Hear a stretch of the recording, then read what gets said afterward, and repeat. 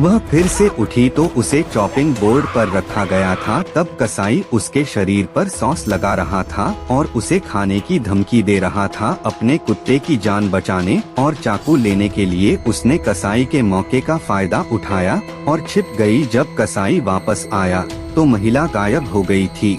उसे पता था कि महिला अभी भी घर में छिपी होगी, इसलिए उसने गोबर का कांटा उठाया और महिला की तलाश शुरू कर दी। उसने समय रहते अपनी स्थिति बदल ली और वह मरने से बाल बाल बच गई। उसने कसाई से बचने के लिए एक गुप्त जगह ढूंढी, लेकिन अचानक एक लाश दिखाई दी और उसकी चीख निकल गई। कसाई ने भी उसकी हरकत को देखा और जाँच करने के लिए आया और उसे पाया एक लाश थी जिसे मार दिया गया था। जब कसाई ने अंदर जाकर जांच करनी चाहिए तो अलार्म घड़ी की आवाज ने महिला को फिर से संकट से बचने में सक्षम बना दिया और महिला पहले ही घर के दरवाजे के पीछे छिप गई थी।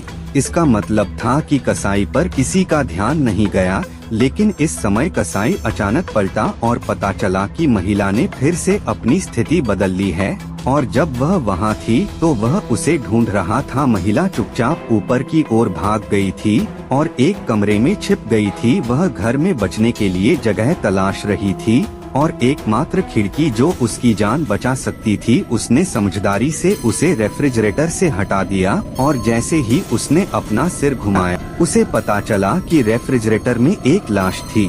महिला ने हिम्मत करके लड़की को छुआ।